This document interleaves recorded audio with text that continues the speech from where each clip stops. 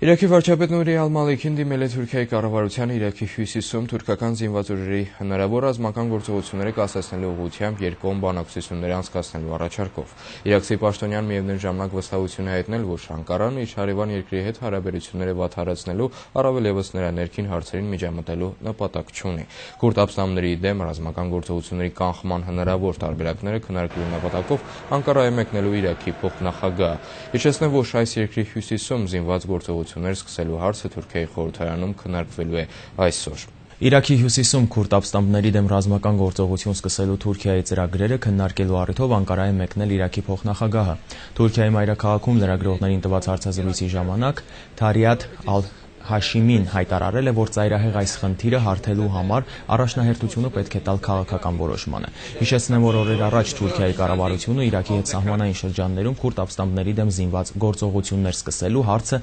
ներկայացրել էր պարլամենտի քննարկմանը, որի հաստատման պարագայում պաշտոնական Անկարան հակառակ